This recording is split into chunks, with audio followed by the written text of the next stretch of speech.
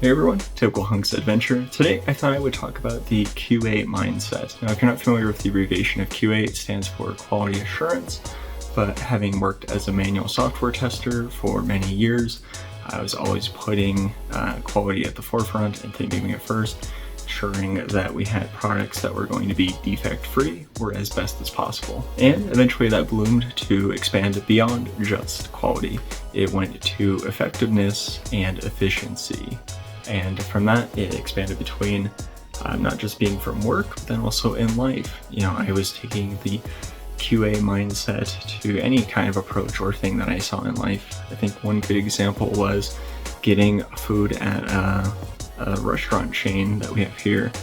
And one of the things they had were like nachos, you can get burritos and other things like that. But me ordering nachos, how it's set up is they didn't have the tortilla chips at the front of the line. They only had them at the end of the line.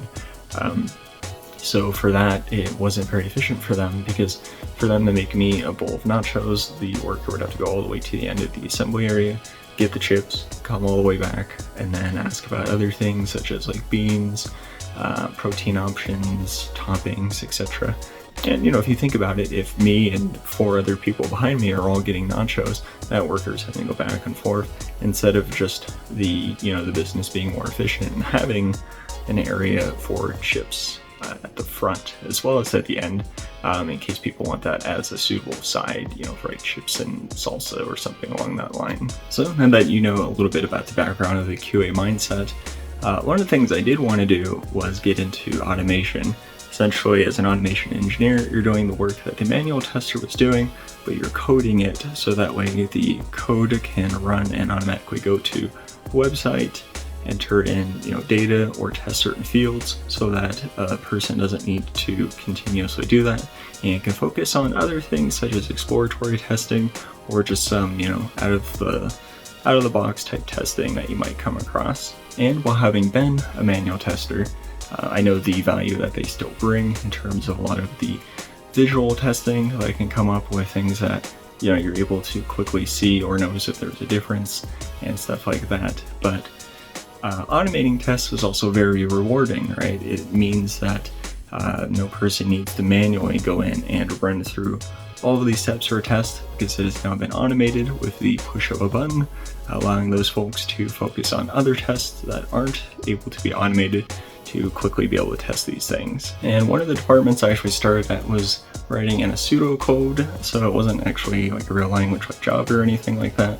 And while it was nice and rewarding seeing things get automated, it wasn't really doing us any favors in terms of learning real code. And fast forward to me joining a different department where they were actively writing hundreds if not thousands of tests and just had way more than where I previously was. And I immediately wanted to jump in and start learning it. And the problem with that was there weren't really any good people to teach it in the department. And then also I had my own responsibilities and duties and things I was working on. So I was only able to get little snippets of trainings here and there. And it became one of those things where it was a use it or lose it type thing. And without actively working on the code, it never really came to me. And while I did do trainings with other things like LinkedIn Learning, Lynda, we had like an internal tool as well, it wasn't very specific still to what we were trying to do code-wise. And I ended up pairing up and getting some training and learning with my, one of my previous coworkers, Kel, I mentioned in another video. And still just some of it just didn't stick. Sometimes I blame him for maybe not being the best teacher. And I did do a 48-hour, I think, worth course on Udemy, and that was on Java with Selenium.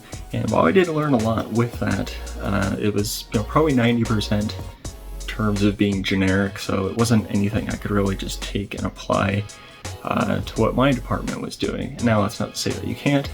Courses like that are especially helpful with learning the building blocks and just understanding a lot of things, terminology, concepts, etc. And if you're starting up from scratch, I think those are also great too. There's a lot of things that help you kind of learn how to build up a framework. So nothing wrong with that, but just personally, it wasn't helpful as much. And with that, I knew that the only way for me to learn the framework and what my company was doing was to be exposed to it and actually see the test, how we're writing things, with knowing the general concepts of what it was trying to do.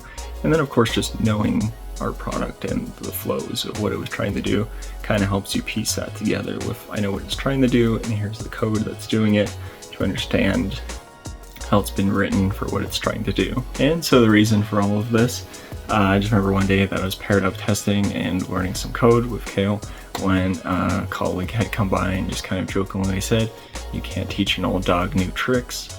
And for whatever reason, that really did stick with me. Even for 2 to 3 years, I just had a mental block where I could just not learn to automate code.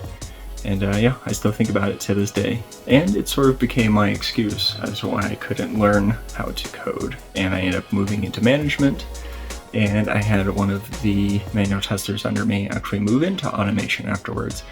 And that got me thinking, okay, if they can do it, I can do it. I can buckle down and learn more about the terminology. We did the same courses. I knew the requirements and what was needed. So I really did plan on focus on learning more about the code, the terminology, and the right things to say. And it worked out because the company was moving into an area where we're kind of transitioning, where we had like lateral roles and things you can move.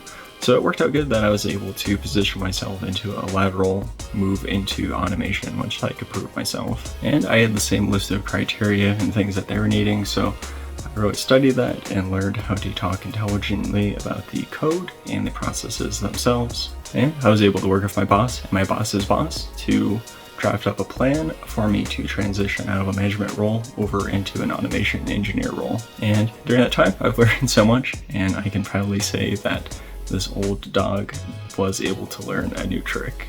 Now, I wish I could say that was the only hurdle I had, but what ended up coming next almost set me into a downward spiral if it wasn't for the amazing coworkers I had with getting real-time feedback and reassurance that having imposter syndrome was a natural thing to have, especially moving into a new role like this. So be sure to subscribe if you enjoyed this video, and be on the lookout for a future video where I talk about the imposter syndrome I dealt with and how I've mostly been able to overcome it. And as always, stay safe, stay healthy, and I'll see you in the next video.